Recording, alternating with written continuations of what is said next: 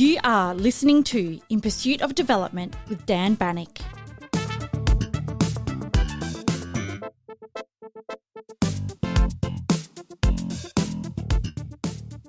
It's been a year since a quiet morning in Novi Sad changed the course of Serbian politics. On November 1st, 2024, a concrete canopy at the city's newly renovated railway station collapsed, killing 16 people.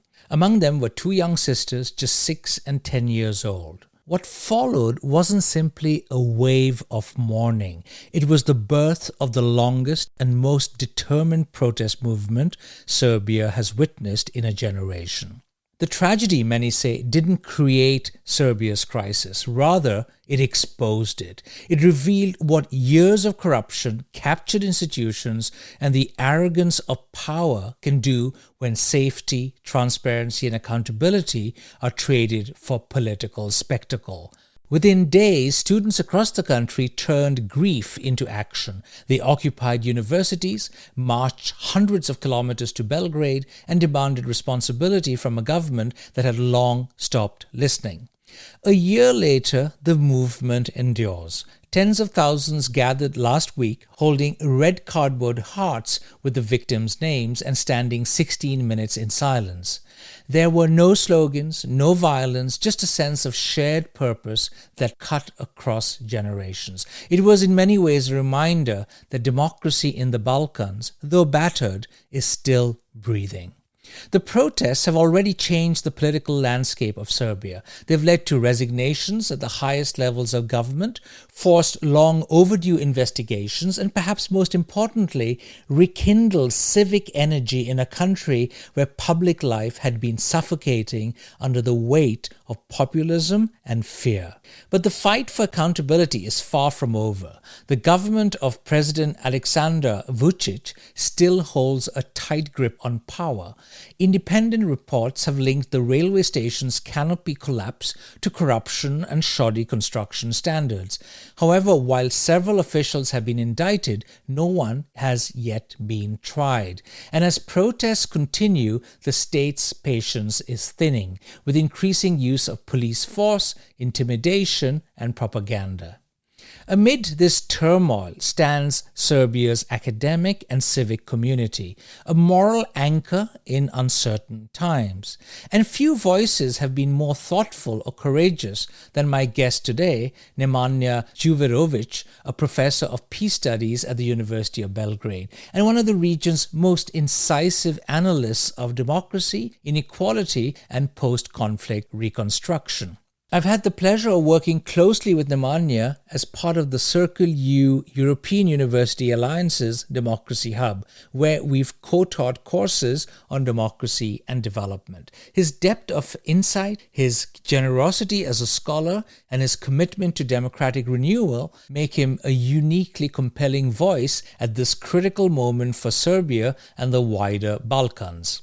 In our conversation, we talk about what these protests reveal about Serbia's political system, why so many young people have lost faith in European integration, and how the region fits into a world where global alignments are shifting. We also explore the paradox of a country experiencing economic growth and physical transformation, glittering new buildings, highways, and foreign investment, while its democratic institutions quietly crumble beneath. This is not just a Serbian story, it's a story about what happens when stability is prized above democracy, and when citizens, especially the young, decide that silence is no longer an option.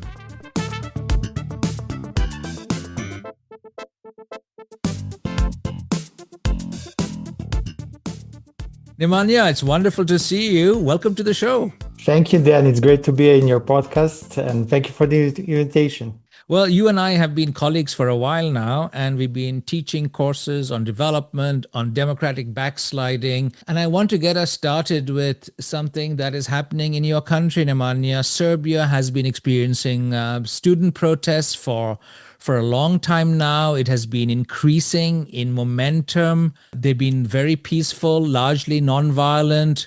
And you and I organized a summer school in Belgrade a few months ago this year in June 2025. And what was particularly interesting is that we could not use the university campus because the students have occupied it. Surprisingly, this huge movement has not necessarily generated sufficient attention in Western media. Please give us a little sense of what is happening in Serbia in terms of this fight for democracy. Thank you for the question. I would be happy to kind of reply to it. But let me just put this Western Balkans or the Balkans and Serbia in a broader context, because a lot of people now, when talking about democratic backsliding, they talk about US after Trump, the EU. As we know, some countries in the EU, like Hungary and Poland, are not classified as democracies anymore. There is Turkey, all of these kind of big countries that are kind of focus of attention. But many people do not know that Western Balkans, and specifically Serbia, and to some extent Montenegro and Albania and Bosnia, have been experiencing this democratic backsliding for 10 years or so. So we have been in the forefront of this negative trend, and Serbia is probably the best example in that respect. Many people probably not know that in Serbia, a country of 6.5 million people, we have one ruling party or coalition around that ruling of that party that controls all levels of government, from the lowest, like municipality, to the highest being government and president. So all of this has been, as we call it, captured by one party, and then for the last 10 years, it's been slowly eroding democracy in our country. And this is actually very important for the context for the student protests that started in Serbia now 9 months ago. For those listeners who do not know, there was a second biggest city in Serbia called Novi Sad. And at the main train station, there was an accident when canopy fell, killing 16 people. And that can happen anywhere, right? So the event itself is not something that is very peculiar for Serbia, but it somehow demasked and kind of demystified all these problems with eroding democracy in our country, because it started a movement that is led by students from all parts of the Serbia who demanded responsibility from the government for this accident. So the responsibility can be both political, also it's corruption that led for this train station that has been recently renovated to fail after only a few months. And there have been all kind of events that have been changed together that start students asking for the responsibility from the government. And to be honest, not many people expected for this movement to spread so fast, because in Serbia in the last 10 years we had many protests. But this has created mobilization far beyond any other mobilization in Serbia. So students put forward some demands that were rather technical demands, but that said, these demands were related to the responsibility of government and those who were involved in building a train station for kind of political responsibility. Government was very unresponsive to these demands, which kind of led for the protest to spread. And it kind of peaked 3 months ago when in Belgrade on 15th of March, we had a protest with 400,000 people participating in the protest. That by itself is a large number, but when you know that Serbia has 6.5 million people, it's not 10%, but it's almost 10% of population gathering in one protest. And then it showed the strength of the protest. Protest started with students putting forward their demands. They also occupied all their public universities because they said they are not going to leave universities until these demands were met. And then professors joined the protests, high school teachers, elementary school teachers, some lawyers. So it kind of spread in different segments of society. So it's not one actor movement. It's now a very wide social movement that has been going over 9 months, as I said. There was democratic backsliding in the region for many years. And the last I checked, Serbia is a part of Europe, and we often have a tendency of talking about democratic backsliding in other parts of the world. But here it's happening in our region, and somehow it does not, get the media headlines. And what I find fascinating, the more I hear about what happened, the catalyst is that, what happened, that accident at the train station. But as you said, it could happen anywhere. But there was this latent feeling of discontentment that democratic rights were being eroded. There was an increase of perception, at least of increased corruption, that there was, no hope. And I know that many people, I think just a few years ago in Serbia, wanted to join the EU. Now I hear support for joining the EU is less. So walk us through the last decade or so. What led to this gradual deterioration of civil and political rights? Many people probably remember the 90s. 90s, what we called in the Balkans the period of Yugoslav wars, when former country Yugoslavia was disintegrating, and Serbia was seen most as the most responsible actor for those wars, right? So 90s were a period when the country was completely isolated from externally, right? We had UN embargo, which was probably the harshest embargo in the history, since we had even sports sanctions, so our sportsmen and sportswomen would not be able to compete. So period after 2001 is a period of democratization in a country when former President Slobodan Milosevic lost elections. He was extradited to The Hague for crimes he committed during the wars. And the short period between 2000 and 2014 is a period of democratization when pro-European and pro-democratic parties will form coalition governments in different mandates. So we had a couple of strong parties and a couple of small ones, but we had this introduction of democratic norms and democratic regime in a country. This is also the period when the kind of EU membership was also promised by EU, and the country started making reforms towards EU membership. So many things have been changed internally in these 10 or 14 years. The kind of watershed moment was actually 2012, 14, when these pro-European government parties lost elections. And we have now populists coming back into power. Those populists who were back in the 90s also forming government. What is different is that these populists also embraced European political agenda. So from being a populist, they became pro-European. So from outside, they are not seen as a threat anymore, right? So when they won elections, and elections are won because, of course, there were some failures of pro-democratic parties. Also, economic situation was not as good as people hoped for, right? So when these populist parties won the election, we are seeing slowly deterioration of the situation in the country. So for the last 10 years, they became the largest party in the government. Then they became the only party in the government. Then became presidency. So they slowly capture all levels of power and in every part of Serbia, as I said. So in these 10 years, we have been seeing this deterioration, but we have also seen that these, at least formally pro-European parties, are losing EU optimism, right? What is interesting that these parties are still getting EU support from outside, because many people can ask, how is this the case? How these parties are actually able to do that? You mean also the ruling party in Serbia gets support? Yeah. The question is that our region is very unstable, and EU would favor stability over democracy in our region. And we have seen that over and over again in Serbia, but in other countries in the regions as well. There is even a term framed called stabilocracy, where actually stability is favored more by EU than democracy, right? So those people who are actually able to provide stability in a country, in the region, they are seen as a reliable actors in those countries, and then seen as a favorable actors for cooperation with EU. So even though we are experiencing democratic backsliding in the country for the last 10 years, outside support has been kind of maybe has diminished to some extent, but it's still there, and all outside actors are supporting our ruling government and the President Aleksandar Vučić because they see him as the only figure that can provide stability in the country. When we last met in Belgrade, when we were doing the summer school and we were having all these conversations with you and your colleagues, one of the things that you said surprised me over dinner. You said that we are often seen to be the Africa of Europe. I mean, isn't that what you told me?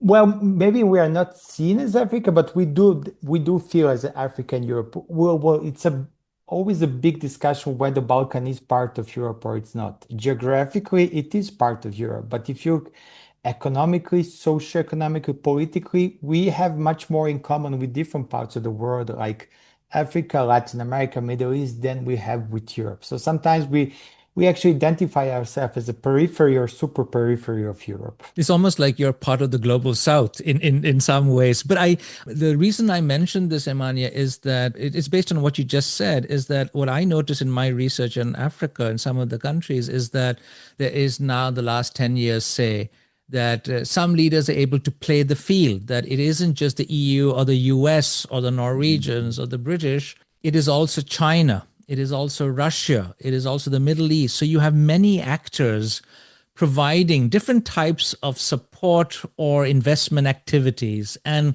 what I was struck by, particularly in just a few months ago in Belgrade, is, we often think about Belgrade and the tourists love the old town.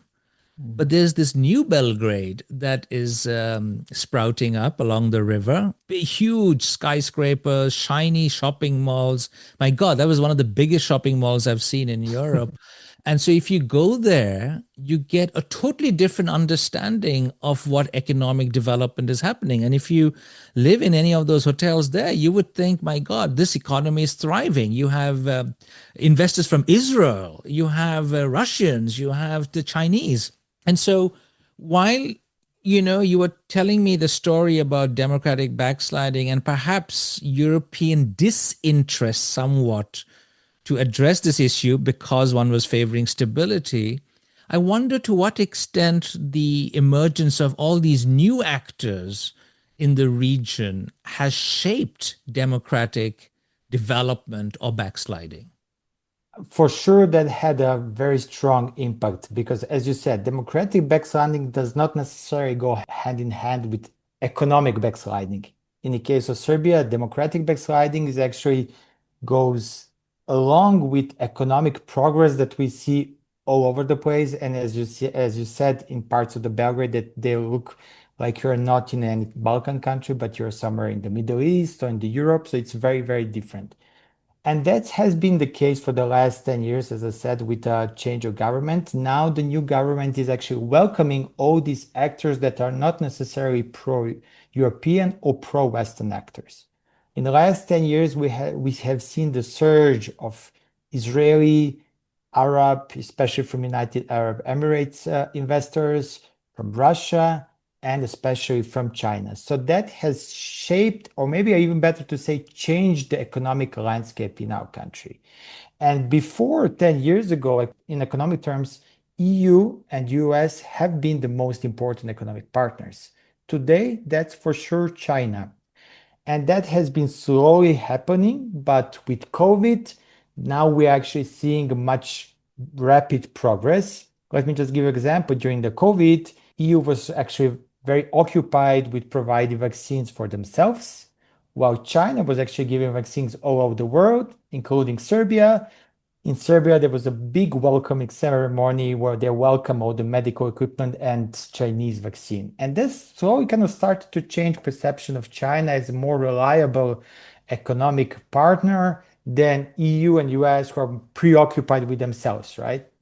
After that came the war in Ukraine, which kind of pushed Serbia away from Russia, at least to some extent, because it was not seen internationally anymore. Although Serbia did kept ties with Russia, it could not keep them in debt as before, right? So from 2022, you see a rapid development of ties with China, and China is today, I would say, maybe to repeat, the most important economic actor in Serbia. All the major highways are built by Chinese. Our high-speed train is also built by Chinese. Mining industry, anything that has to do with extractive industry, it's owned by Chinese. And China is actually, if you look per capita, Serbia is the country with the highest investments in Europe by China, which is something very kind of strange because we always think that China is focused on the EU. But because Serbia has actually free trade both with Russia and the EU and China, it's actually in China's interest to open factories and companies in Serbia so then they can export both ways to Russia and the EU. And I find that fascinating because one of the many things I learned during my last visit is that you guys are friends with everyone. And And somehow, your colleagues often laugh about this, that, we don't have problems with anyone. We are friends with Russia. We are friends with EU. We are friends with Donald Trump. He's building a new hotel, maybe, which has been fast tracked, or Trump Tower. It's like you're friends with everyone. Nobody dislikes you. Russian tourists are coming. Israelis are coming. So one way of putting a positive spin is that everybody loves Serbia. Everybody's coming. And yet the flip side, as you were saying, is in terms of economic development, you see greater inequality. And I think that is something that I heard many of my students many of our students say, highlighting that we have all of these investments, but it is creating more inequality. That those high rises, those shiny skyscrapers, and those malls, we don't have money to shop in them. And so one is seeing increasingly different classes being formed despite those shiny, signature development projects. It's not creating the kind of welfare state that you would ideally like to see, right? Yeah, that's for sure. But there is additional problem to that because Serbia was part of Yugoslavia that was back in a day a socialist country. So inequality was like very artificially at a low level. Like we are talking of very, I think, low 20s or high 10s of Gini coefficient, right? So first surge of inequality happened with the kind of opening of Serbia and market economy, introduction of market economy. And now we're experiencing another surge of inequality, as you're saying, because there's a large influx of funds coming from all over the world, but it's not equally distributed. And not only that, our system in the country, we don't have progressive taxation, we don't have all these kind of instruments that welfare states do have. And one of the reasons, one of the grievances of student movement is exactly that this economic progress is not translating or there is no trickle down effect for most citizens in our countries. And let me just answer to the other question. Yes, what we have now we call multi-vector foreign policy. And as you said, we are friends with everyone. But there is another factor into that. As I said, our government is not a democratic government anymore, right? Serbia is not classified as a democracy. And many countries that you mentioned here, China, Israel, well, even some European countries, Turkey, they're also not democracy. So I think there is additional factor of understanding between our political leadership and from these countries because they're kind of bound to work together because they're also kind of creating, maybe not creating, but they're making another populist bloc that is kind of, we see the rise of these populists across the world.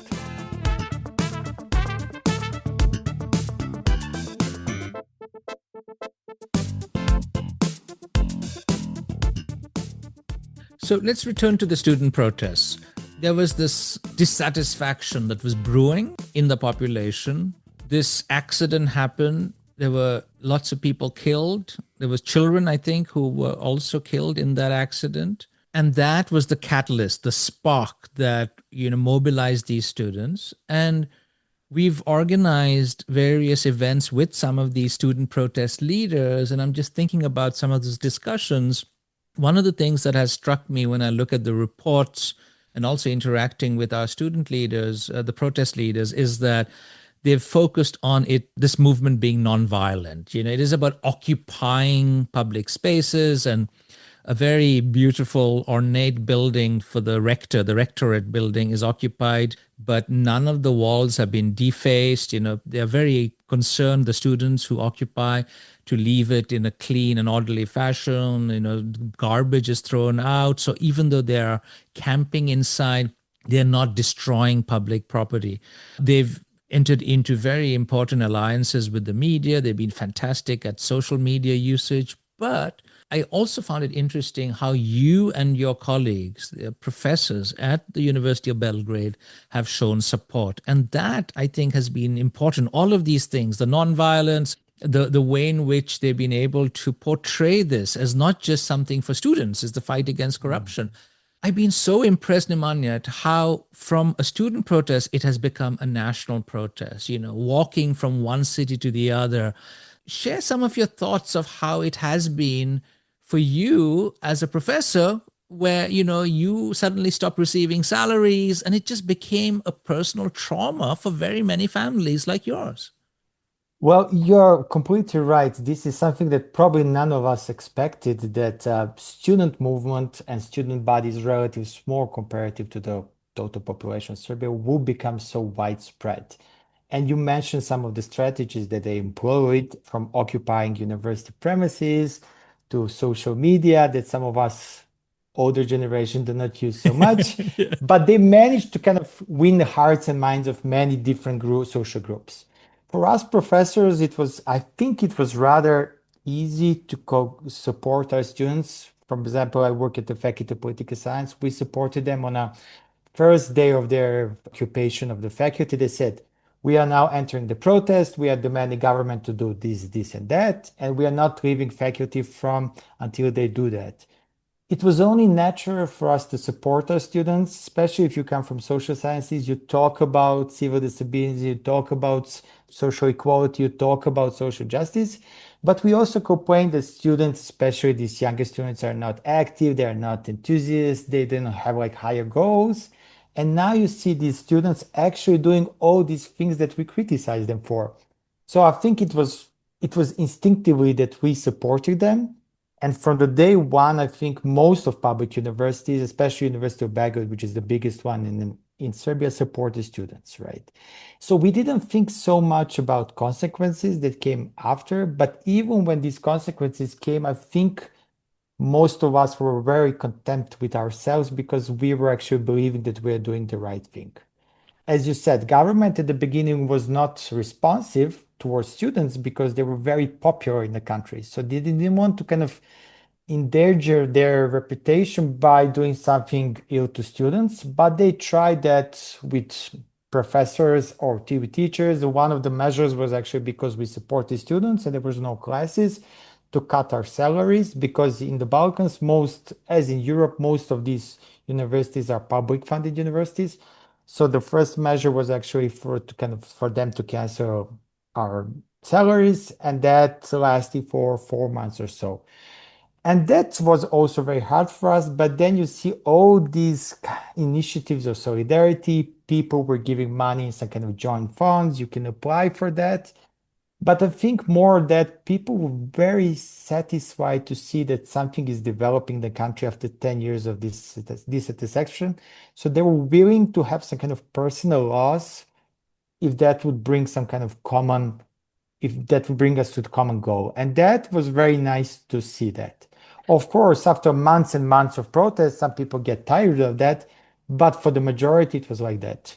Yeah, and I was going to get to that. There must be some sort of a sweet spot in terms of these social movements. After a while, one loses the motivation, but there are also other factors at play. I've talked to many students who said their parents were supporting their tuition fees and living expenses in Belgrade because they were from some other part of the country, and they were asking, this money we are spending on you is for your education. You can't get a degree. There's no teaching.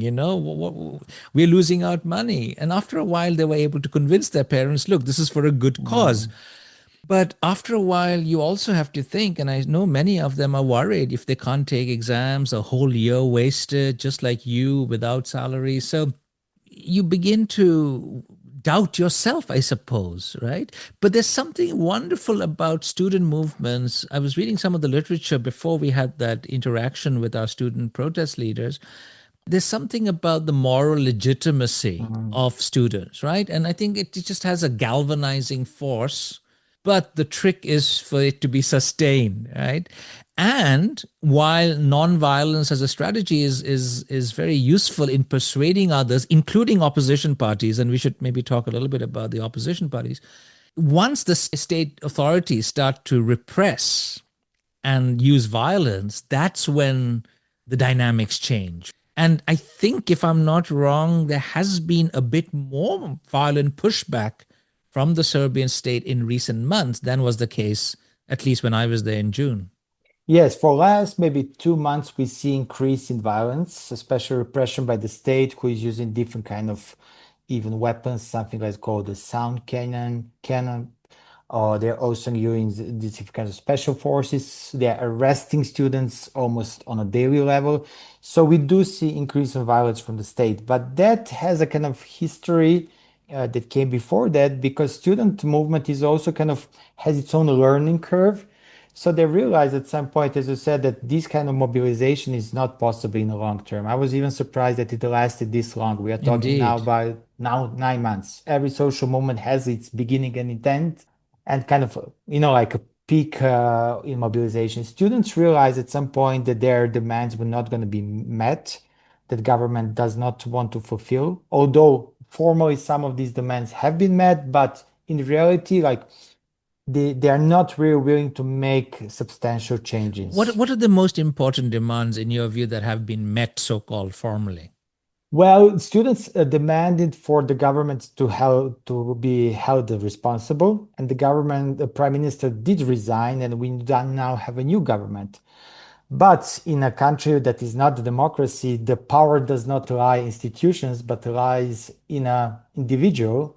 And the person who is, let's say, who is holding all the power in the country is the president, who is still there, who is not willing to resign, who is not willing to make any concessions. So, although officially you can say that there was a success in government resigning, we know that this is not really the end goal of the movement. We see that certain individual needs to resign rather than the government itself. So that would be probably the biggest success and failure at the same time. Yeah, because sometimes you wonder whether one could have had a lesser goal in mind, to achieve or to put an end to it. Because this ultimatum of removing the president, it's a question of who's blinking first. Yeah. But this is what I want to say. The student movement at some point transformed itself into political movement. And from demanding certain concrete actions, now is demanding elections, and they're willing to participate in elections. And they are forming their own list that will join elections, and they're actually bringing people from different social spheres, from professors to workers, for teachers. So they will have their own list that will participate in election. And that's a big change from being a social movement to being a political actor. And you now see students taking much more political risks because they are now joining political arena, when some people will agree, some will disagree. But that's a certain transformation of the movement that we saw in many countries, like in Spain, where we saw that actually student movement was transformed in a country that became very influential. Whether it become influential in Serbia, we're going to see, but kind of all public polls say that student movement is the second most popular party or movement that would kind of, if elections were held tomorrow or next month, they would be second in the parliament with number of seats. And I thought one very neat strategy that they have adopted, these students, is not to have a designated leader. It's a very decentralized apparatus, as I remember being told, that they have several leaders so that you can't just arrest one leader and the movement will collapse. So that I thought has worked out really well. But going back to my earlier point about opposition parties, Nemanja, Mhm. how weak are they? I mean, ideally, they should have been at the forefront of this kind of a movement. But now that the students have taken the initiative, I got the impression that the opposition parties somewhat they support the students, but are they wholeheartedly in it? How weak is the opposition?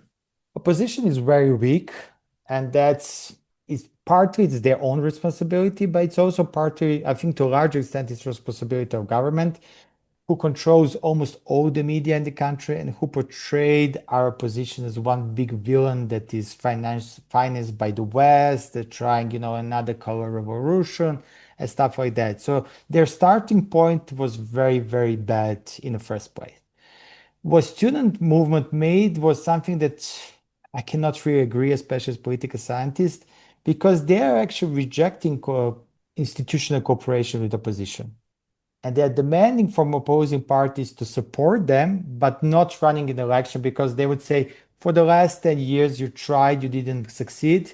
Now it's time for us, which I think is a party, it's not really right towards opposition party who are actually acting in a very unfavorable conditions, and they're trying their best, right? So they do support student protest, but the student movement is not really looking favorably towards parties, and they think that they should abstain from these elections and wait for countries to re-democratize and then to run in some other elections, which I think is it's not really realistically to ask for political parties not to run elections because this is the whole point of them being created in the first place, right? So we see some kind of clashes on that side of the spectrum. But so far, I think political parties, opposition political parties, were clever enough not to kind of create tensions around that. They're supporting movements. When the elections are actually held, we will see what will happen, right? I think that will be the key point because both sides needs to work together in order for them to win. But from your understanding of the movement so far, Nemanja, do you think the students are upset with the lack of support from European countries, from the EU? Do they feel marginalized, excluded, left out? And do you think this only reinforces the perception that I heard many say, we don't really want to join the EU anymore? I think the biggest disappointment in Serbia is about EU and EU position when it comes to the protests in Serbia. Because, first of all, this kind of pro-democratic population in Serbia have been seeing that EU had very favorable or neutral stance towards our leaders, our populist leader for last 10 years. So there was already some dissatisfaction with the EU. And we hoped when these student movements kind of sprang that EU will wholeheartedly support it, which didn't happen, right? Because as I said, EU has its own interest to kind of maintain stability on its borders. And if there is a person who can provide that stability, I think he or she is seen as more likely candidate to get EU support. It seems to me that EU is kind of transforming itself from being a normative power, right, to wanting to be a geopolitical power. But as one of my colleagues said, it's like second generation of migrants. You forget the language of your own country, but you didn't learn the language of the country where you're now living. So somehow EU is always sending mixed messages, and countries very dissatisfied. And generally, younger population in Serbia is, I would say, Eurosceptic. They would call themselves Euro realist. And when you talk with them in a classroom, why they don't believe in EU, most of them would not say that they don't believe in EU. They just don't see the EU membership happening anytime soon. And they think that we are wasting too much of our energy and time on EU membership, and EU association has been going on for the last 20 years or even more in Serbia, and we don't see so much progress. And I think people are just disillusioned with the EU and the EU membership. And that's why this last act of not supporting a student protest very openly and, like not only openly, but vocally, that was seen as a last straw. But what about your relationship with the US? Given that the Trump administration has shown interest in Serbia, do you think some of this dissatisfaction or disappointment with lack of EU support also applies to America, or is America seen to be an alternative? Even though, I mean, you're friends with China and Russia and Yeah. everyone. How do normal Serbians understand the US currently? I think it depends on the generation as well. Those who remember wars in the 90s have very negative attitude towards US because in those wars, somehow Serbia and US were always on the different sides, right? So since then, there has been, I think, growing anti-American feeling in Serbia. Maybe anti-American is not correct term, maybe anti-foreign US policy sentiment. Younger generation do not have such sentiments, but we also do not really see any benefits from our kind of relationship with US. Serbia is one of few countries that supported Trump in both of his terms. If you ask me, it's not really supporting Trump. It's supporting someone who is anti-establishment and anti-democratic in US because during these 90s, also independence of Kosovo in early 2000, it was always democratic president in the US. And in Serbia, we see Democratic Party in the US as someone who is actually working against our national interests. So I think it was more supporting who was against the establishment in the US. However, even though Serbia supported Trump, we don't see any benefits in that. I think if you ask me, Trump is only systemic in dismantling democracy in the States. But when it comes to foreign policy, it has, I think it depends from case to case, right? So we see sometimes supporting Serbia, sometimes not. US embassy has been very quiet on protests. US is actually looking more for Serbia to fulfill its own national interests, including sending arms to Ukraine, providing mining of rare minerals in Serbia by US companies, also not pushing against independence of Kosovo, and they're not looking any beyond that. I've been to Serbia twice. Mhm. And this last visit opened up perhaps new avenues or new knowledge for me.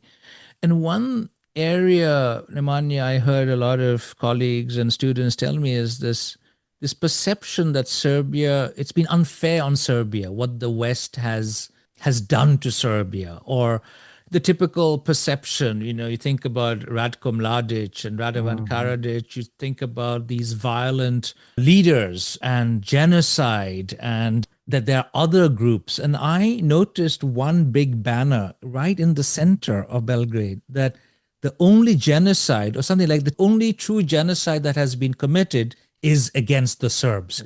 And so there is this deep seated feeling that Serbia has been unjustly treated.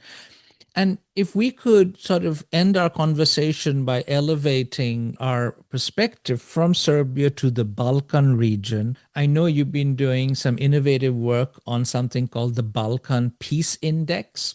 And if you were to apply some of those measurement domains, I know, and I'm looking at one of your recent reports, you talk about 7 domains where you assess the Balkan countries: political violence, regional and international relations, state capacity, environmental sustainability, fighting crime, political pluralism, and socioeconomic development.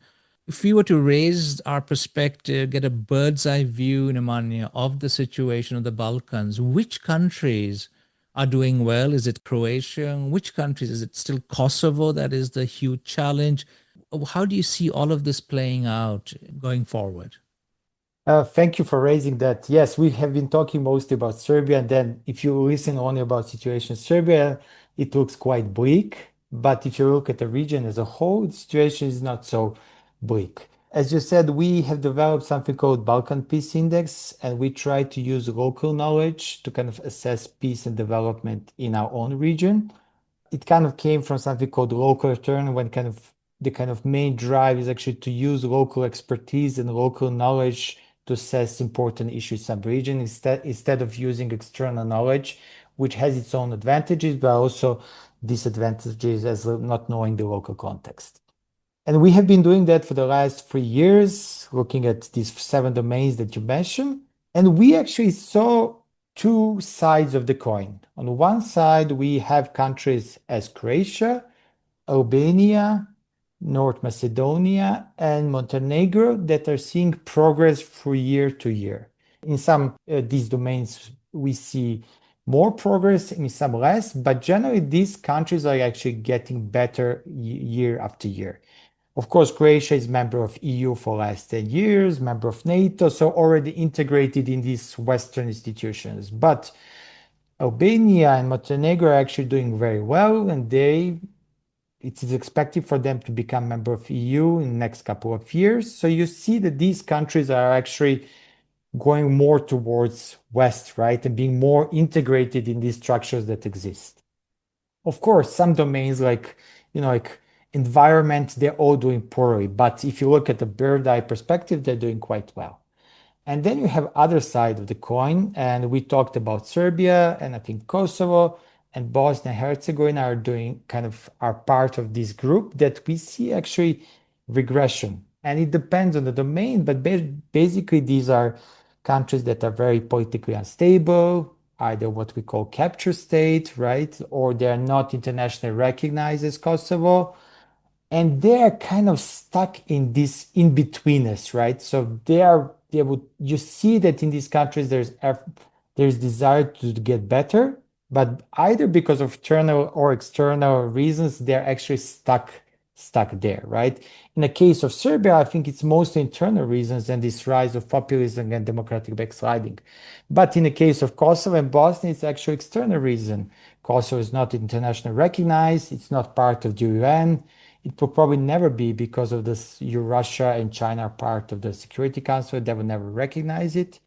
In Bosnia, it's a very dysfunctional political system that was created by Dayton Peace Agreement, where for every important political decision, you need all ethnic groups, three ethnic groups to agree. So it's stuck in a very dysfunctional political system.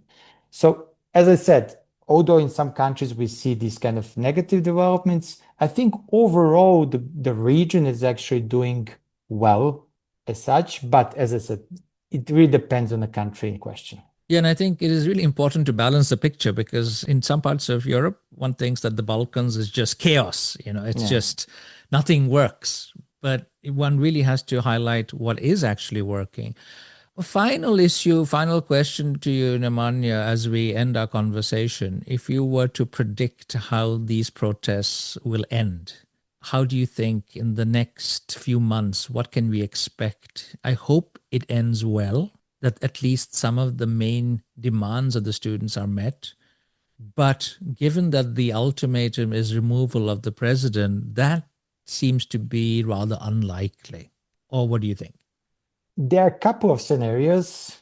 I can say, from my personal opinion, I think the most likely scenario we have a presidential elections in 2027 when our current president cannot run again.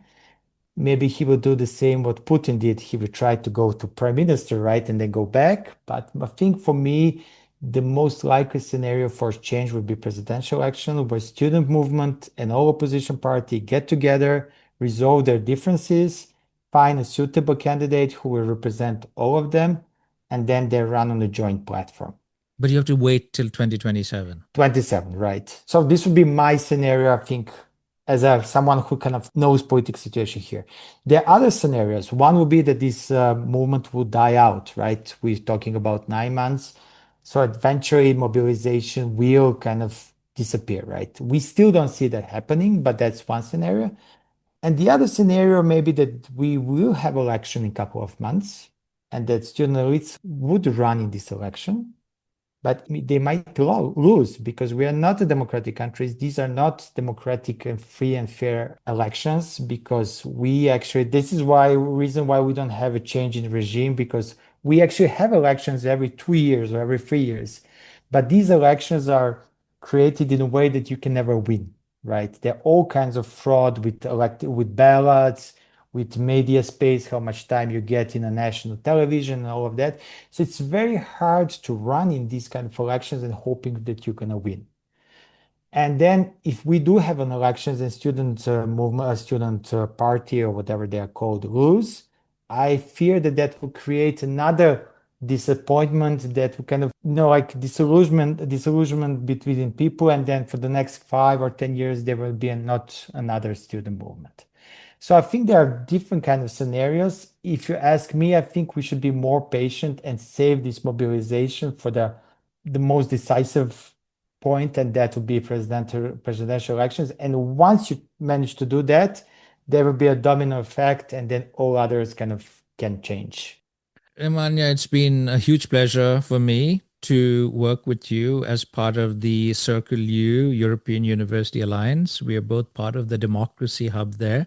And to hear your reflections on democratic backsliding, but also what is working in the region has been fantastic. And I'm, hoping something good comes out of this hugely impressive movement that you've also rendered your support to.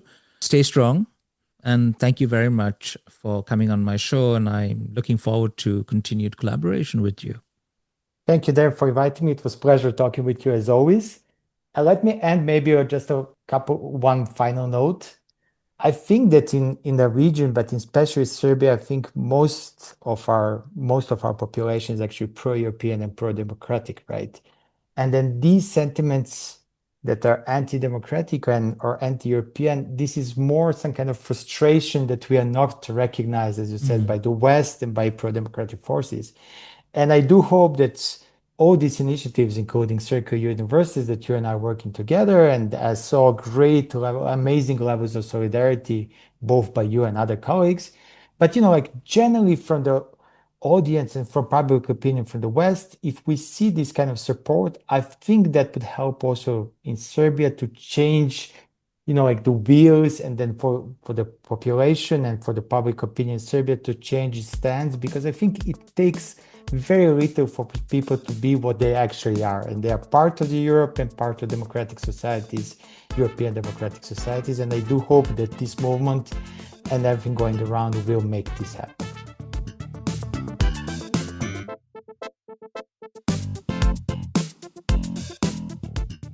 Thank you for listening to In Pursuit of Development with Professor Dan Bannock from the University of Oslo. Please email your questions, comments and suggestions to inpursuitofdevelopment@gmail.com.